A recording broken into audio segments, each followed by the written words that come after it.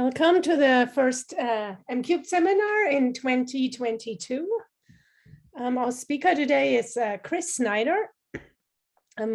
Chris got his degrees from Caltech and MIT and has been at NCAR since 1991. And since 2005, he is the head of what is now the Prediction, Assimilation, and Risk Communication section as part of MMM. And today he will be talking about an optimal linear transformation for data assimilation. Our format today is a little different from normally because it's pretty heavy math on the math.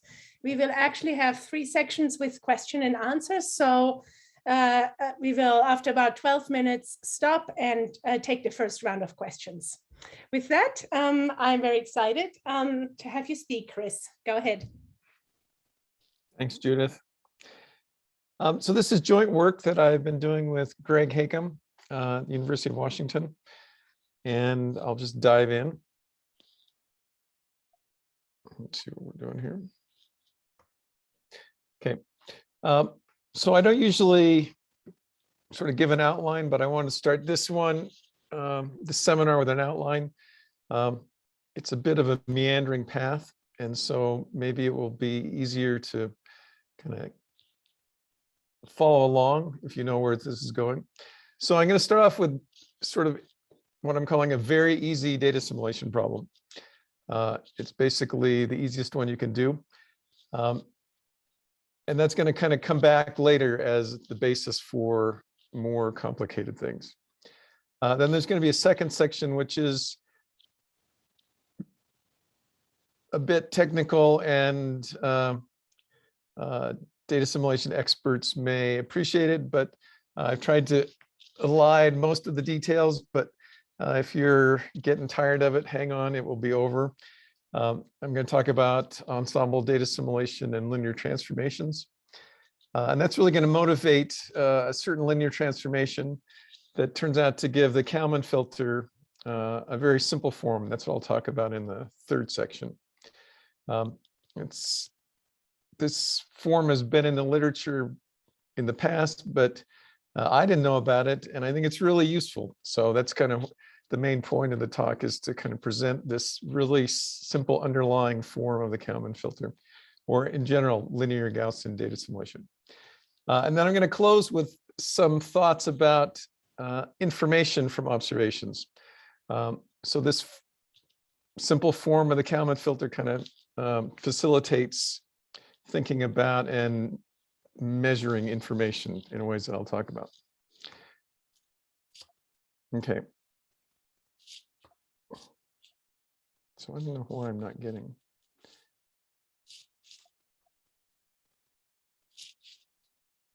Okay. So here's a very easy data assimilation problem. We've got a variable x that we want to estimate. There's a variable y that's related to x, in which we're going to have an observation of. And they're both just scalars. Okay, so x has statistics, prior statistics is what we know before we get an observation. And this little squiggly tilde sign just says that x is distributed as has this distribution. And the n means it's Gaussian, so a normal distribution, with mean xf and variance sigma x squared. Okay, so the observation is related to the state just by you multiply x by a scalar h. There's some additive noise, and that gives you the observation.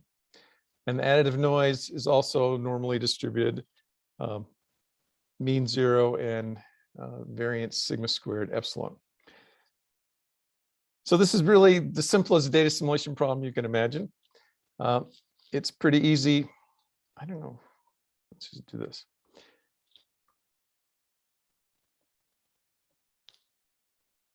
It's pretty easy to compute the quantities we want here. So let's suppose that we measure this observation variable y, and we get a value. This I'm going to call y with a superscript O. So that's the actual observation. Y is a random variable, and YO is the actual realization of that variable. Okay, so then the distribution of the state given this observation is also Gaussian, and it has a mean XA and a variance sigma A squared. And sigma XA and sigma A squared are given by these formula. Okay, so XA is just a weighted sum of the prior mean and the observation value. The weighting is this, depends on this thing K, that's what people call a Kalman game. And then the variance is a function of the variances in the prior and the observation error, and this scalar h that relates the observations to y. And you can see from the form of the variance that it's always smaller than either sigma x squared or sigma epsilon squared. So basically, this is saying we've improved our estimate. The variance of the analysis is smaller than the variance of the prior or of the observations. Okay, so that's pretty easy, but we could do something even easier. We could non-dimensionalize everything. And there's a certain way I'm going to do it. I'm going to scale x by its standard deviation. So I get a new variable x prime that's just the original state variable divided by its standard deviation. And I'm going to scale y by the standard deviation of the observation error. So I get a new variable y prime, and similarly, there's an epsilon prime. Okay, so those scalings are nice because now the primed variables, the state just has a variance of 1, and the observation error also has a variance of 1. And all the parameters have sort of disappeared from the problem, except for this one number lambda that is just that original parameter h times the sigma x and divided by sigma epsilon. Okay, so it's basically a normalized observation operator. Okay. So yeah, so the point here is that we've gone from 3 parameters, 3-dimensional parameters, to a single non-dimensional parameter lambda. And that's kind of an important thing that we'll come back to later. Okay. So this is what I'm going to call very easy data simulation, and it's characterized by this single non-dimensional parameter lambda that relates the state to the observation variable. Okay. So if you think about it, if you square lambda, if you look at lambda squared, it's just the signal to noise ratio for the observation. That's because the observation variable is the sum of 2 things, right? It's the sum of the signal that we want, the part that depends on the state, and that has variance lambda squared times the variance of x prime, which is 1. So the variance of the signal is lambda squared, and the variance of the noise is 1. So the signal to noise ratio is just lambda squared. Good observations that are informative, have large lambda. Okay, and that means that when we do data simulation, our estimate after we've got the observation will be, well, let me start with actually agree with the text. So let's start with the uninformative observation when lambda is small. Okay, that means that the signal is small compared to the noise. The observation is uninformative, and when we do data simulation, we're going to basically ignore that observation. It doesn't bring much information to improve our estimate of x. But the opposite is true when lambda is big. Okay, then the observation is very informative. The signal to noise ratio is high. And basically our analysis is going to fit that observation almost exactly. And we're going to ignore the prior information we had about x. Okay, so that's kind of easy enough. And now I'm going to write down the Kalman filter equations for the problem we want to do, okay? So basically, now we're going to work with a state and an observation that are vectors. So we have this state bold X. That's all the things we want to estimate. Typically, it's all the, say, the grid point values from the model or the spectral coefficients or some summary of the state of our gridded numerical model. We concatenate those into a single vector X. And we're going to assume that has some distribution that we know with a mean XF and a covariance matrix P. And I'll say a bit more about P in just a second. Okay. Then we have a bunch of observations. They can be of varied quantities, different locations, even different times. We're just going to concatenate them all into a long vector Y. And that's related to the state by this matrix H. Okay, so H maps from the state variables to the observed variables. And then again, there's some additive noise, epsilon. Excuse the notation. I don't have a bold epsilon easily at hand. So this epsilon is a vector and it has, it's Gaussian with zero mean and covariance R. Okay. So one of the nice things, one of the few sort of nice analytic results you can get in data simulation is this one. So you can directly write down what the distribution of X given an observation is. And it's, again, it's Gaussian. It has a mean XA and a covariance PA. And it's given by these large matrix formulas. They should look a little familiar. The first one is a lot like our very easy data simulation. It just says that the analysis mean is the prior mean, some weighted combination of the prior mean and the observations. And there's a Kalman gain floating around in here. And then there's also an equation to get the analysis covariances from the prior covariances. Okay, so these covariances are really crucial because they tell us how various things relate to other things. Okay, so they allow us to correct variables that we don't observe, even though, you know, we have observational information and there are covariances between those observations and the state variables that we don't observe.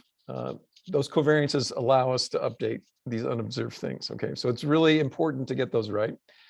The problem here is, however, you know, what we want to do is X is from a state-of-the-art numerical model. It might be a dimension of tens or 100 billion.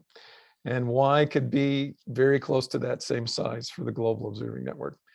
So these are very high dimensional vectors. And then the covariance matrix P and PA, that thing is that it's dimension of X by dimension of X. So it's really so huge that we can't store it on existing computers. And we can't compute with it. Okay, so basically, we can't implement the Kalman filter sort of directly because of computational limitations.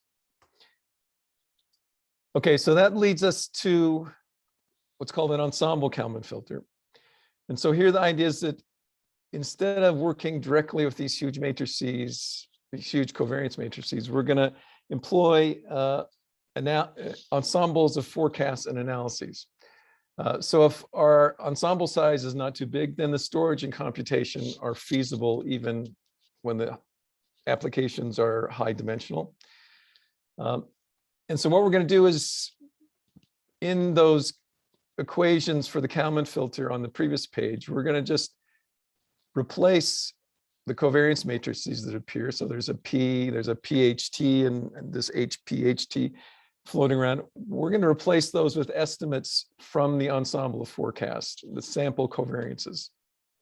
Okay, and then we have an algorithm that I'm not going to go into that generates an ensemble of analyses, sort of an analysis for each forecast. And then we can cycle this. We can make new forecasts and do another analysis when we get new observations. Okay, so the problem is, these sample estimates of big covariance matrices have sampling error.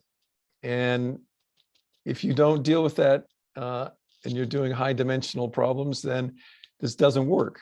So the key thing is what's called localization of the sample covariances. And essentially, what that's going to do is we're going to say that for elements of the covariance matrix that correspond to things that are separated by sufficient spatial separation, we're going to assume that those covariances are small.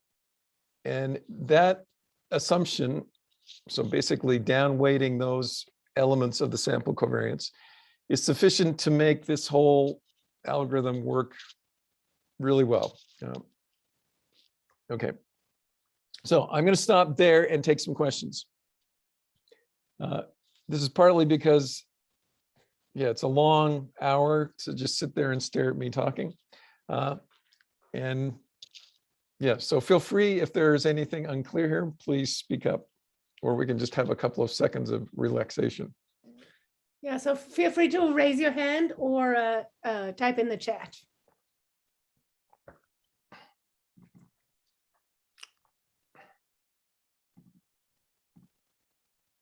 I don't see any hands. Everything is clear. Fair enough. It's good. That was the very easy data simulation part. Okay, so let's move on.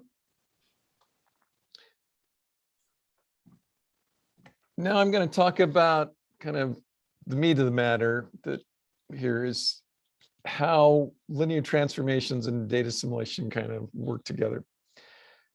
So I want to start off with an important property of the Kalman filter, and that's that it's transparent to linear invertible transformations of either the state or the observations.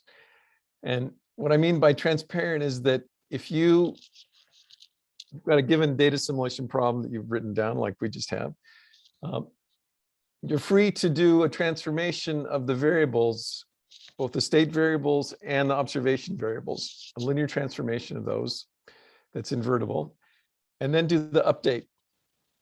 If you do that, you'll get the same answer as if you had done the update in the original variables and then transformed. Okay, so it doesn't really matter as far as the data simulation is concerned. You don't lose anything or gain anything by doing these transformations. Okay, so that on the face of it says, well, why do we even want to think about this? As a practical matter, linear transformations are used all over in data simulation applications. So a classical thing to do is if you have very dense observations relative to the grid that you want to analyze on, you can do superobbing, basically just spatial averaging of the observations. I talked about the importance of these large covariance matrices. So there are very sophisticated multivariate covariance models in which you don't actually write down this big matrix, but you can basically compute the action of that matrix on any vector. And those covariance models are built through a sequence of linear transformations, kind of on top of univariate correlations. Then in ensemble data simulation, there's definitely use of linear transformations, both for problems that have multiple scales in time and problems that have multiple spatial scales. And this is still a pretty active area of research, and that's really one of the ways I got started thinking about this. Okay, so let's think about, if we're interested in ensemble data simulation, and covariance localization is kind of the essential piece to make ensemble data simulation work. Let's think about linear transformations, how they affect or interact with localization. So unlike the full Kalman filter, where we're using the correct covariances and doing the correct update, when we have a sample covariance and we localize it, we're not going to get the same answer as if we were to. So if we take that localized sample covariance matrix and transform it under some linear transformation, we won't get the same answer as if we started with the ensemble, did the linear transformation, and then localized in the new variables, okay? So we have a choice here of doing a linear, it matters which variables we choose to be in before we do the localization. Okay, and that leads to kind of a basic question. What is the best transformation we could pick to proceed doing localization? Okay, so I'm going to look at this kind of from two perspectives that correspond to two different flavors of ensemble filters. Okay, so there's a bunch of different ways to sort of slice the cake of ensemble data simulation, and they kind of have their own perspective on what's important, seemingly. So first, let's talk about the serial ensemble Kalman filter. So this is like Dart. Basically, there's a loop over each element of the observation vector. So you process one observation at a time. You basically do an assimilation based on one observation, use the outcome of that as the prior for the next observation. So the intuition from this algorithm is that the effects of sampling error are really biggest when the correlation between the observation you have and the state element that you want to update is small. You can't estimate small correlations with small ensembles. So that suggests that what we want to do is recombine the state and the observations to find linear combinations that have the biggest correlation. And those are the ones that we really are going to, where the ensemble assimilation is going to work best for those linear combinations. Okay, so mathematically that says we want to find two vectors, L and M, that maximize the correlation of L transpose times X and M transpose times Y. After we've done that, what we want to do is then find the next best. So we want to find an L2 and M2 that maximize the correlation of that linear combination of X and Y, such that the resulting linear combinations are independent to the first ones we found. Okay, so then in that way we kind of are extracting the independent information at each level, and we repeat this until we've gone through all the possible, as many correlations or as many pairs as we have observations, as the size of the dimension of the observation vector. So in fact, this is precisely what's known as canonical correlation analysis. It's a very venerable technique in statistics. And that set of vectors L and M, if you stick them in as the rows of a matrix L and M, those define a linear transformation from the original variables to what are known as the canonical covariates, which I've written as X prime and Y prime here. So after you do that transformation, then the elements of X prime are uncorrelated, and so are the elements of Y prime. And the correlation, pairwise correlation between X1 and Y1, X2 and Y2, each one of those is as big as it possibly can be. Okay, so if you look into how to actually compute this, what you end up doing, or one way to do it, is to form this scaled observation operator, take its SVD, and then you can generate the L and the M with these formulas, okay, which are not important for right now. You don't have to remember them anyway. Okay, so let's look at the other version or the other perspective on this problem. Okay, so there are other ensemble data simulation schemes that basically they're going to do the analysis with all the observations at once, and they work with a covariance matrix for the full state, at least implicitly. So there, the localization is really the intuition is that the best you could do would be if you could transform to a coordinate system where all these covariance matrices were diagonal. So in that case, what you do for localization is you'd say, I'm just going to ignore all the off-diagonal elements of the sample covariance and just try and estimate those variances.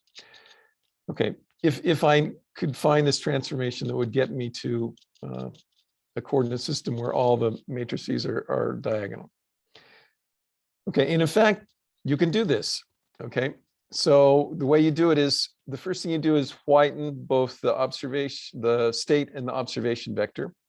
So if you go back to the rescaling we did in the very easy data simulation, this is the generalization to multivariate statistics. So we're going to normalize x by p to the minus 1/2, the inverse square root of its covariance, and the same for y. And what that's going to do is it's going to make x, that scaled thing, have a covariance as the identity, and it's going to make the noise part of y also have a covariance as identity.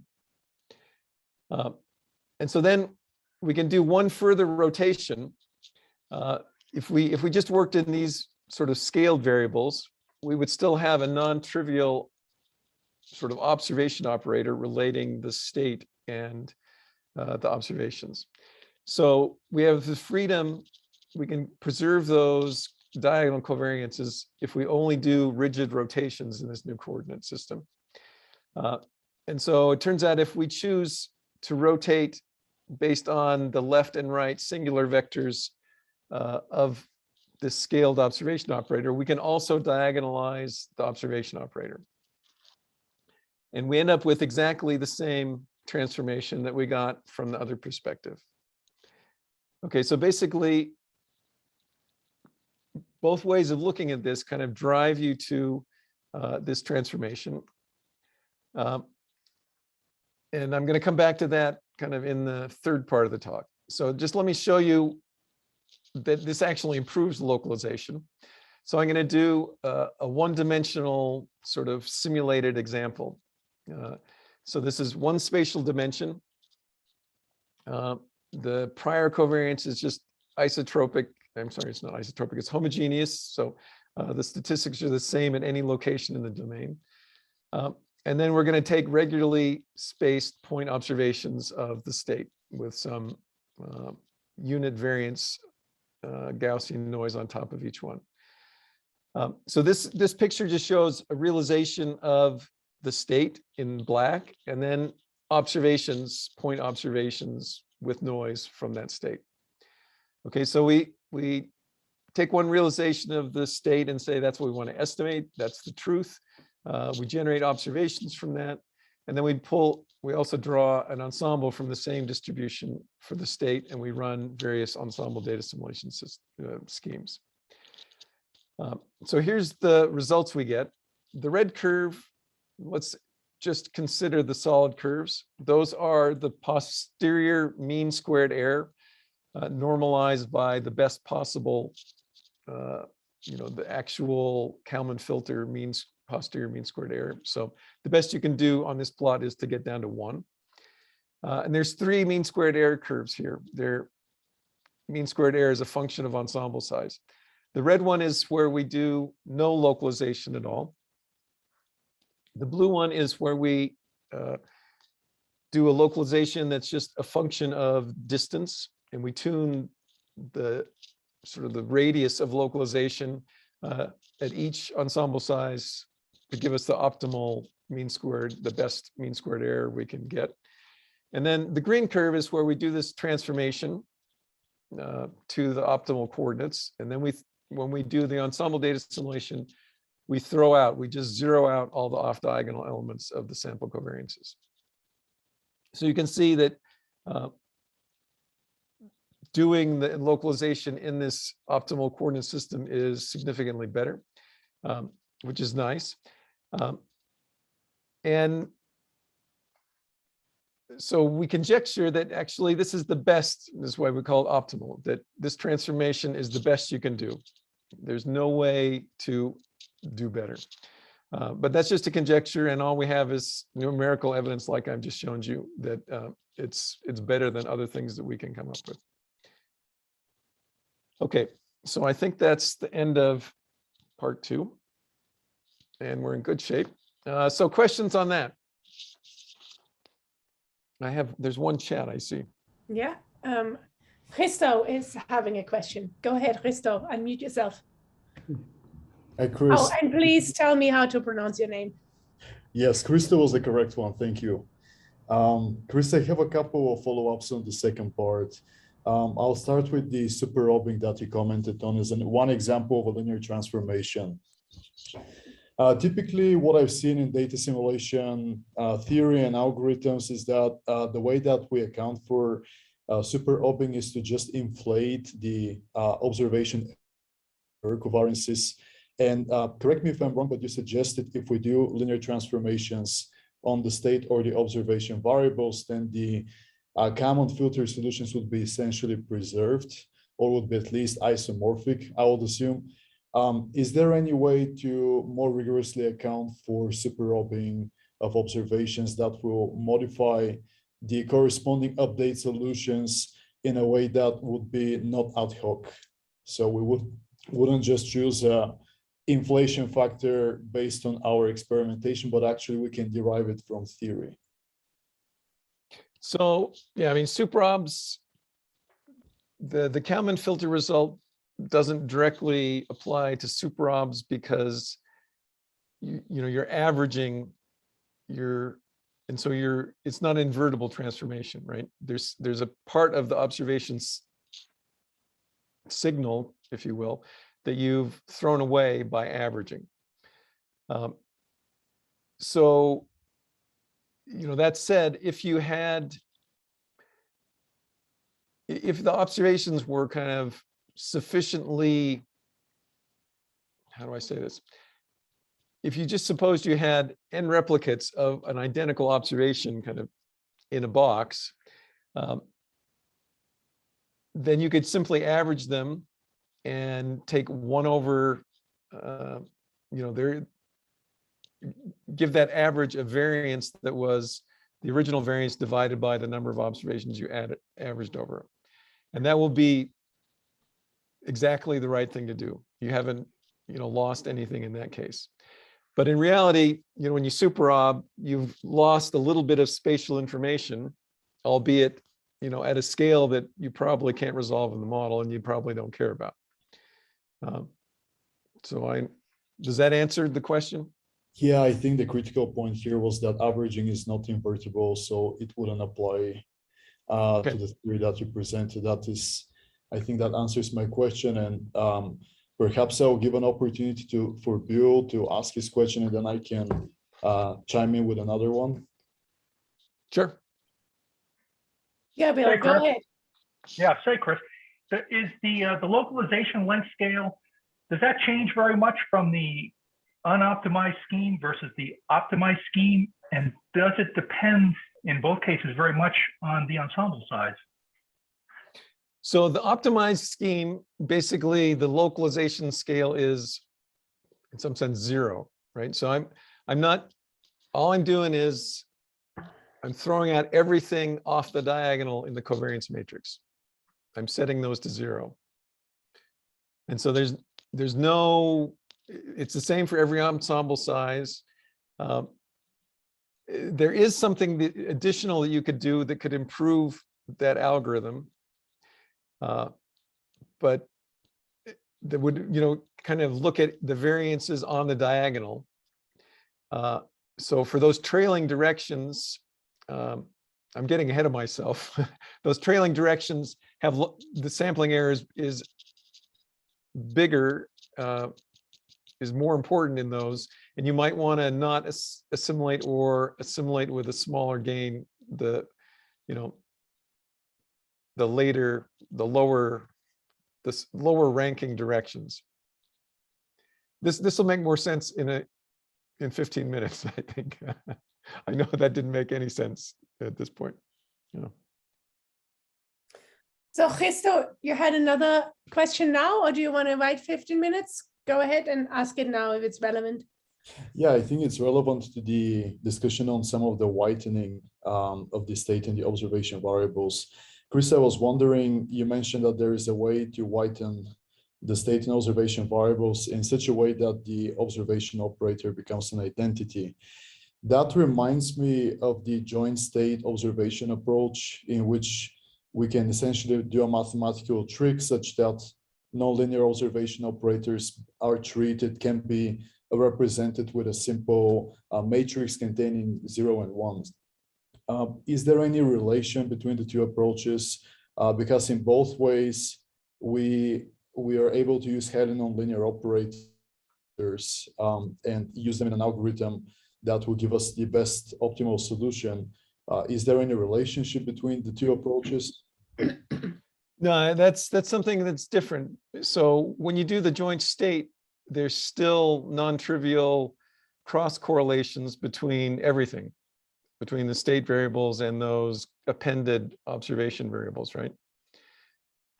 So you could apply a version of this transformation to the joint state observation problem.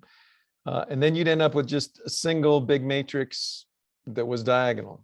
You know, the covariance of that would be diagonalized. So that's the key piece to get what we're going to come to next. Okay, thank you. Okay, good. I like questions. Let's go to the next part. Okay, so let's talk about doing data assimilation in these optimal coordinates. Okay, so I'm just going to kind of review where we're at. So we start out with this scaled non-dimensional observation operator. We took its SVD, and then we defined this linear transformation between the original state and observation variables and these primed variables. And that transformation involves square roots of covariance matrices and the right and left singular vectors of that scaled observation operator. And where that gets us, as I was just saying, is it gets us to, in those coordinates, our prior statistics are now, the covariance is identity. The observation error covariance is identity. And the only thing that's left is this lambda matrix, which came out of, it's the singular value matrix of the scaled observation operator. That thing is now where the observation operator used to sit. So that relates the transformed state variable to the transformed observations. Okay, so this is starting to look a lot like very easy data assimilation. And it looks even more like that when you think about it, that in fact, lambda is a diagonal, even though it's rectangular, it's a diagonal matrix. It only has, you know, the only entries that are non-zero are the I entries, okay? So what that means is that since the state and the observation error covariances are diagonal, and this lambda is also rectangular diagonal, that the whole data assimilation problem reduces to a set of uncoupled problems, these very easy rescaled data assimilation problems, right? So for each of those I coordinates, we can write an uncoupled, we can write a data assimilation problem that's not coupled to any of the other coordinates, okay? So xi is just normal with variance 1, yi is related by lambda I to xi, and then the noise epsilon I is just variance 1, okay? So there's no cross coupling between xi with xj or yi with yj. We can do each one of these separately, and they're all the same as that scalar problem I talked about at the very beginning. Okay, so these diagonal elements of the SVDs, the singular values, well, they're just the singular values that I've denoted lambda I. I'm going to call those the canonical observation operators. And that the reasons for that will become a little bit clearer. But if nothing else, I got tired of just calling everything a lambda I, and so maybe it's easier to call them coups. Okay. So we've reduced any Kalman filter problem to this set of uncoupled, scalar, very easy data assimilation problems. So this is kind of what I was alluding to in my response to Bill. The coups are, and so each of these data assimilation problems is ordered by the lambdas, right? So the singular values are, you can sort them in decreasing order. And that means we've sorted these scalar problems in order of decreasing signal to noise ratio for the observations. So the best observations come first, and the ones at the end are the least useful, or potentially the ones that are most subject to residual sampling error. Okay.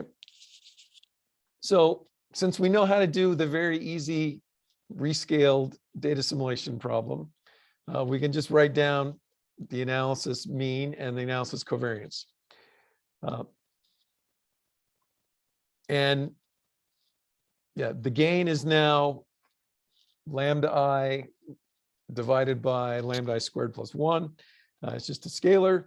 The analysis covariance, so this is the variance of the ith state element given the observations. That variance, you only need to know the ith observation. Okay, it doesn't depend on knowing any of the other observations. And that's given, if you want to think about a correction to the prior variance of 1, the correction is just lambda I squared over lambda I squared plus 1. Or you can rewrite this as basically a factor by which the analysis variance is reduced compared to the prior variance of 1. Okay. So I want to emphasize again, there's no coupling between these equations for the ith state variable and state variables or observations for any j that's not equal to I, right? It's just a set of scalar problems. Okay, so let's think a bit more about what this means, right? So basically now the update just depends on this set of scalars, the canonical observation operators. They're non-dimensional, just like in the rescaled problem at the very beginning. And they encompass all the, they determine the properties of this data assimilation system or its results.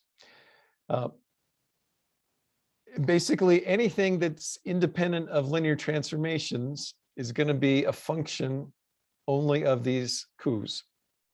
Okay, so there's a bunch of stuff in the literature that people have looked at, diagnostics or metrics for data assimilation or various properties that all turn out to be functions of these canonical observation operators. So there's degrees of freedom for signal. There's mutual information between the state and the observations. It turns out that the conditioning of variational minimization for either of the two common preconditioning strategies, the conditioning of the resulting problem depends only on these lambdas. If you want to do particle filters, the naive particle filter has a limitation. Well, you can write down an expression for how big the ensemble size needs to be for these particle filters to work. And it also is a function only of these lambdas, okay? And then there's been a lot of interest in kind of low rank approximations to data assimilation. So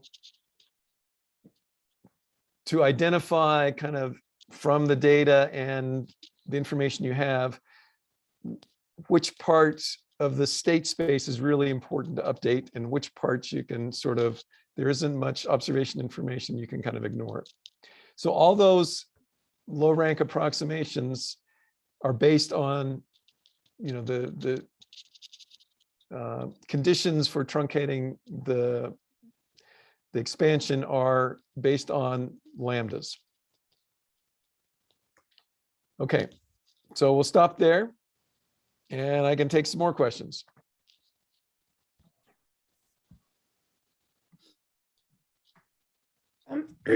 While people think about questions, I will ask one. Oh, there's applause. Sorry. I was supposed to be raising my hand. It's okay. Okay, I'll take applause too. I have a question about the CCA. I know CCA sort of from climate analysis, and obviously you're picking directions where the correlations between the different variables become diagonal, or the covariances. I was wondering if you could say a bit more about how it has been used in other contexts and what's sort of the physical essence of using the CCA.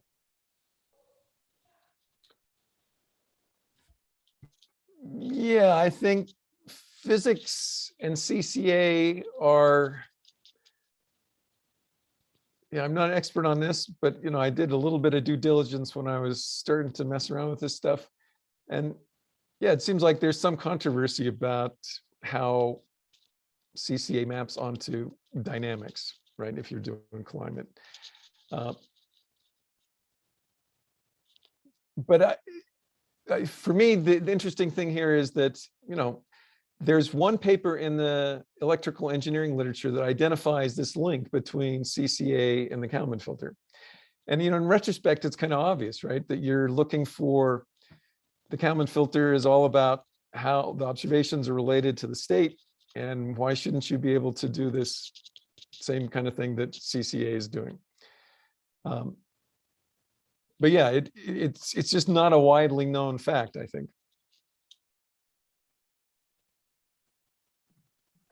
Thank you. Thanks. David is next, and then Ian. Hi, Chris. It's Dave Nolan. Haven't seen you in a long time.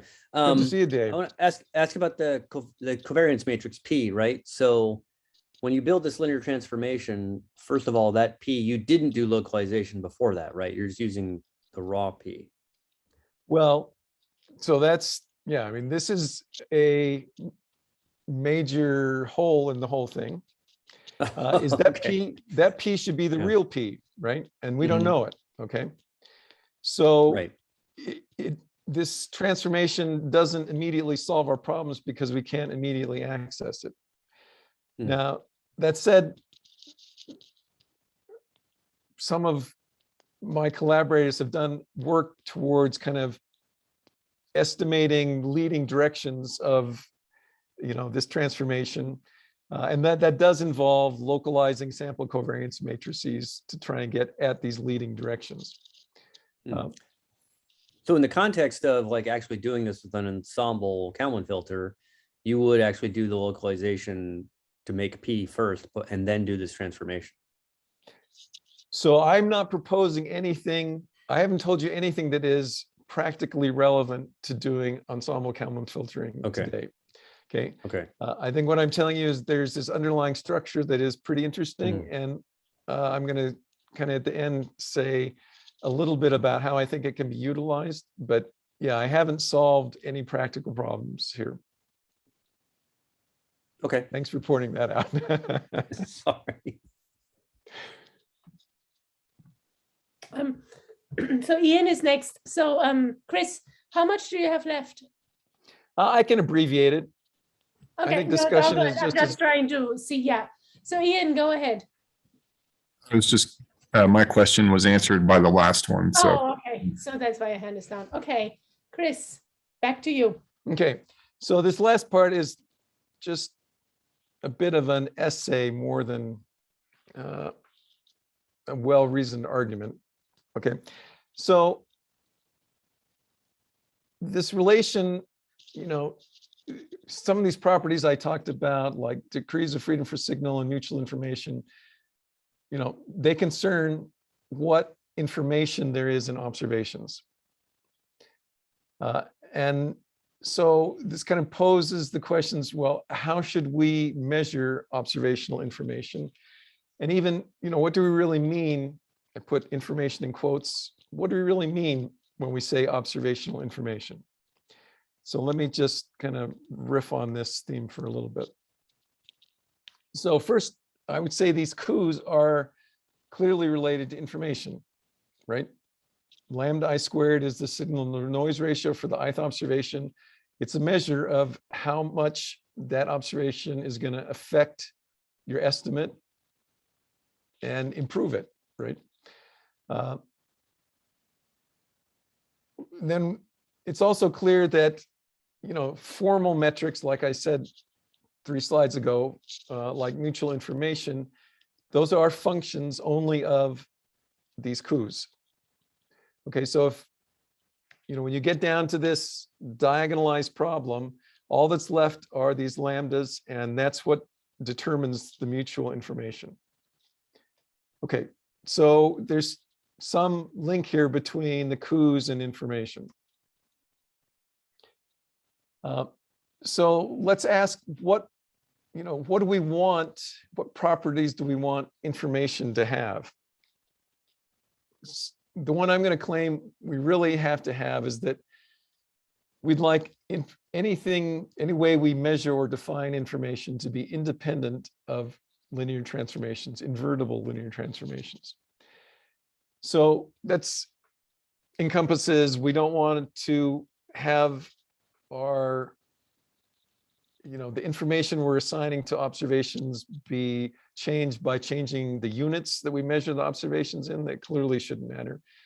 But moreover, if we take linear combinations of things we have in an invertible way, that shouldn't destroy or corrupt any information we have. And that kind of goes back to this Kalman filter result that you can transform and then update, or you can update and then transform, but you get the same answer. So it's like the linear transformations are not adding or subtracting anything, any information. Okay, so I think we want our measure of information to be independent of invertible linear transformations. Okay, but what we've shown today is basically that you can go from a data simulation, for any specification, a formulation of the data simulation problem for any specific application, and then via this optimal linear transformation, even if we can't compute it, we know it's there. You can go to this non-dimensional data simulation problem that depends only on the coups. So if we want observational information to be independent of linear transformations, we're saying that it has to be just a function of these lambda i's. Okay, and that means that those lambda i's are really their fundamental properties of the data simulation problem. Okay, so what determines observational information under this kind of scenario? Well, clearly the characteristics of the things we're considering observations matter. So what variables we measure, what the observation errors are, the spatial and temporal resolution. But the coups depend also on the prior statistics, what we know aside from the observations. Okay, and what we know aside from the observations could be other data. You could incorporate climatology into your prior estimate, or you could even have other observations that you didn't want to include in your observation vector y for whatever reason. And those prior statistics will also depend on the forecast and data simulation system you employ, so its strengths and weaknesses. Okay, so I'm going to stop there and just say one more thing. So I think what the key point is that observational information isn't an intrinsic property of just the observations, right? It's a joint property of what you knew before you had the observations and the characteristics of the observations you're acquiring now. So it really depends on more than just the observations themselves. Okay, I'm going to stop there, and I'm going to just do the summary since I've got like 5 minutes. Okay, so here's the summary. You can choose linear transformations to improve ensemble data simulation. And kind of, even though we can't compute it conveniently at present, there's a transformation that diagonalized the Kalman filter that really is the best, we think, transformation to proceed localization and improve ensemble data assimilation.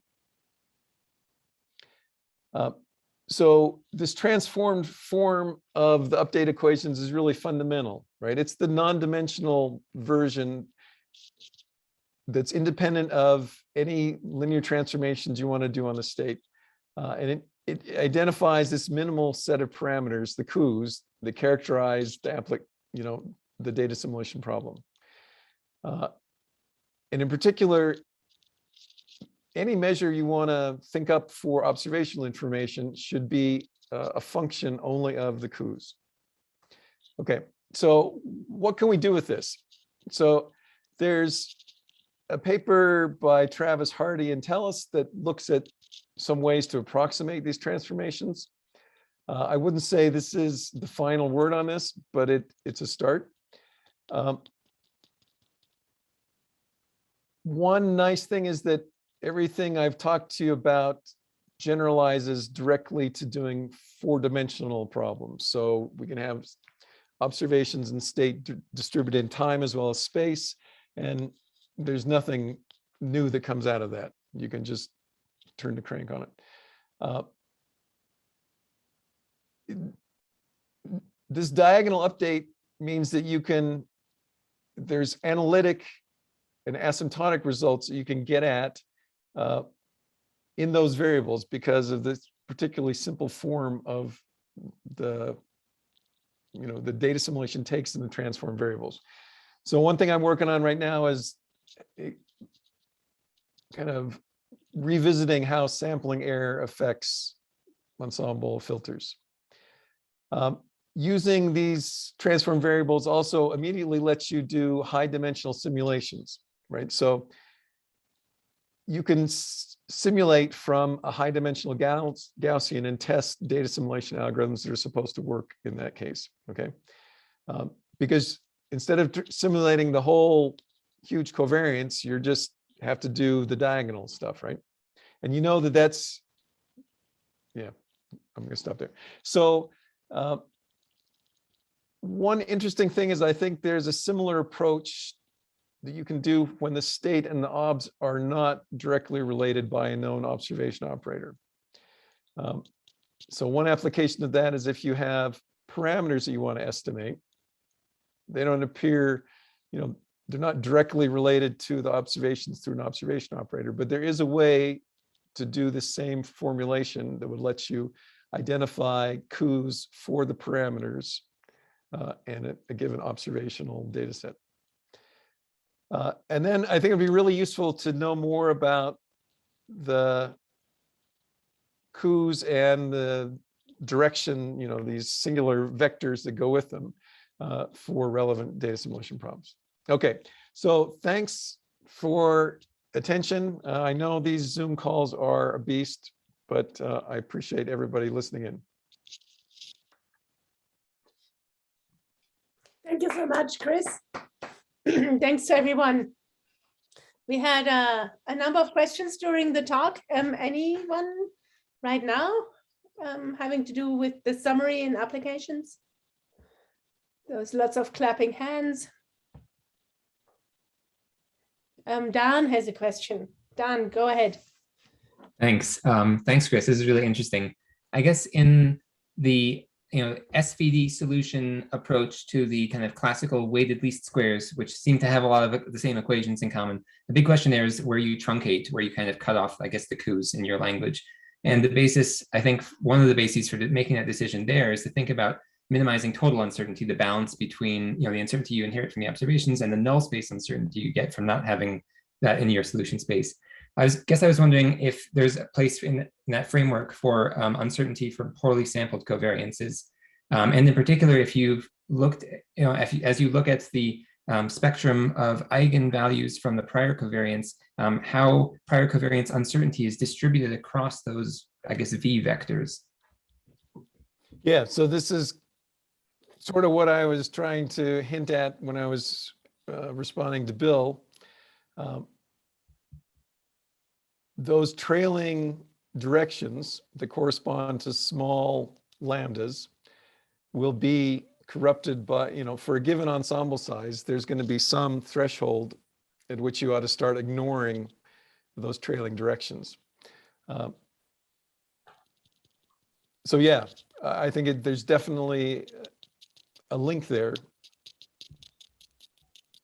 Great, thanks. Yeah, you're right. That's the answer. Yeah.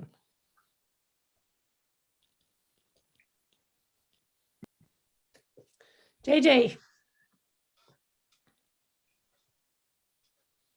Go ahead and ask your question. Sorry, I was muted, sorry. No problem. I was curious, are these COOs, these coups, are they unique for a particular realization of Y, or could they be reused if you had a different realization of Y, so that you could have, maybe you could take samples of the whole DA system using these coups? So they don't depend on the realization of the observations. This is sort of, at least in part, it's a property of linear Gaussian data simulation, right? Where the covariance update doesn't depend on the observation values. And you can update the covariances without actually knowing what the observations are. You just have to know the H that goes with the observations. Yeah, so I guess what I'm driving at is, could you do like an MCMC if you had the coups of your, could you just sample very quickly because you actually know these values, they're stored somewhere, instead of running the whole data simulation machinery? So if you had a fast way to get them, then that would simplify your life a lot. My guess is that, the work required to get the coups is kind of like the work required to do the data simulation in the original variables. At least, that would be my first guess for how it works.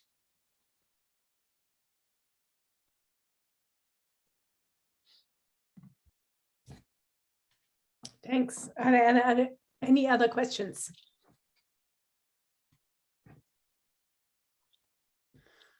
I don't see any right now. So in the interest of time, let's just thank Chris again. Thank you. And we are interested in applications that will follow. Okay, I'm on the hook for that. Thanks very much. See you next time.